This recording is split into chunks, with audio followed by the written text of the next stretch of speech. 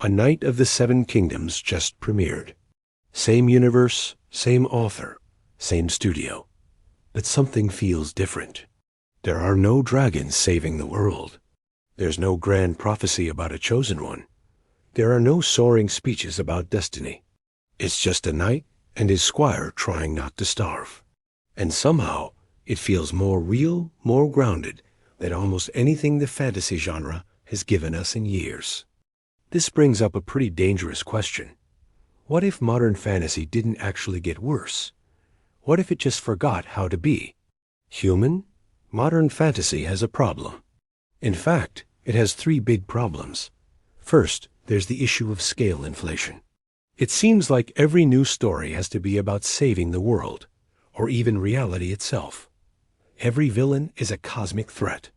Every season finale has to be bigger, louder, and more explosive than the last. But here's the thing. When every single story is the apocalypse starts to feel, well, kind of boring. Nothing feels special anymore. Second, we have what I call character symbolism. Characters have stopped being people. They've turned into walking messages, ideas, or metaphors for some greater concept.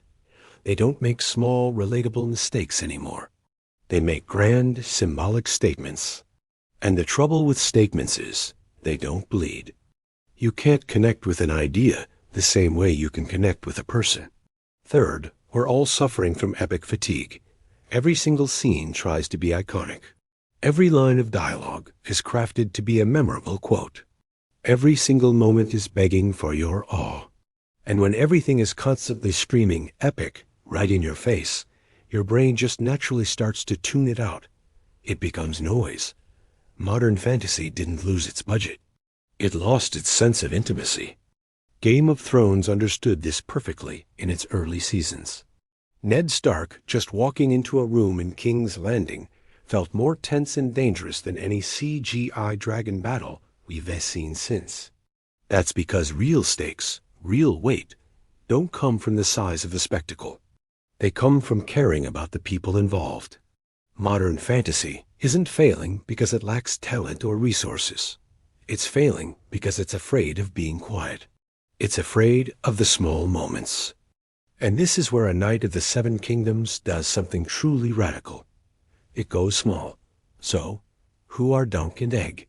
They're not kings, they're not wizards, they're not dragon-riding saviors. Duncan the Tall, or Dunk, is a hedge knight. That's basically a freelance knight, wandering from town to town, trying to find work in tournaments to earn enough money to live. He's not noble-born. He grew up poor in Flea Bottom. He's big, he's a little clumsy, and he's not the smartest guy, but he has a heart of gold.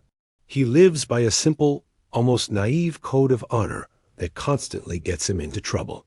Then there's Egg. He's Dunk's squire, a small, bald-headed kid. But here's the twist. Egg is secretly Aegon Targaryen, a prince of the royal bloodline. He's on the road with Dunk to see the world, to learn what life is like for the common people before he has to take on the responsibilities of his name. Their dynamic is the heart of the entire story. It's a classic odd couple pairing. The giant, honorable knight who's completely out of his depth, and the tiny, clever prince who knows far more than he lets on. Their adventures aren't about stopping a world-ending threat. They're about trying to win a tourney so they can afford a new shield. They're about navigating the complex politics of a minor lord's castle. They're about dealing with a drought and trying to help villagers who are suffering. The conflicts are small, personal, and deeply human. In one story, the biggest problem is figuring out how to cross a river without getting into a fight with a grumpy ferryman. It sounds simple, right? Almost boring compared to what we're used to. But it's not. Because when the stakes are small, you have room to focus on character. Every decision Dunk makes tells us something about who he is. We see his internal struggle between his knightly ideals and the harsh reality of being poor. We see Egg learning humility and compassion, lessons he could never learn inside the walls of the Red Keep. Their journey is about finding honor in a world that often lacks it.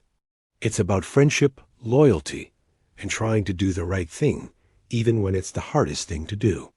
The show isn't about the grand history of Westeros. It's about the people living in it. The big historical events are just background noise, rumors heard in a tavern. What matters is whether Dunk can protect his squire, stay true to his vows, and maybe, just maybe, get a decent meal. This is the genius of George R.R. Martin's original novellas, and it's what the show seems to be capturing perfectly. It's a return to classic adventure storytelling. It's more like a Western or a buddy cop movie set in a fantasy world. The epic scope is gone, replaced by something far more valuable: emotional depth. We're not watching history unfold. We're on the road with two friends.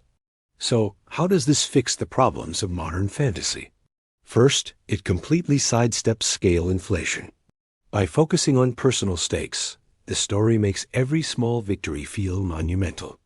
When Dunk wins a joust, it feels more satisfying than watching a hero blow up a planet, because we understand what that victory means for him personally. It means he can eat for another week. Second, the characters are anything but symbols. Dunk and Egg are messy, flawed, and incredibly real. Dunk makes so many mistakes. He's proud, he's stubborn, and his simple worldview is constantly challenged. Egg can be arrogant and impatient. They feel like actual people you could meet, not archetypes designed to deliver a theme.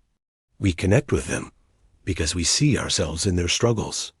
And finally, it cures epic fatigue by embracing the mundane. The quiet moments are the most important ones. A shared meal by a campfire, a conversation about the past, a simple act of kindness. These are the scenes that build the foundation of the story. The show isn't constantly demanding your attention with spectacle.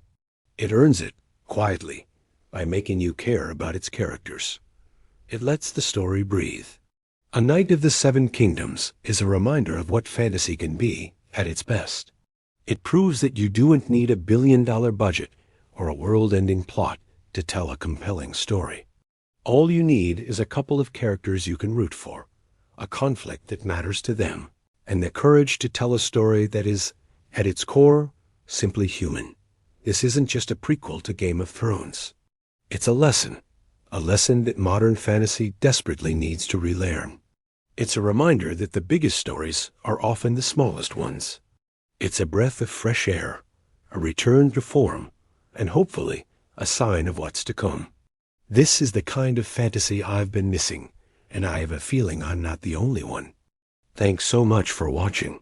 If you enjoyed this video, give it a like and subscribe for more deep dives into the stories we love.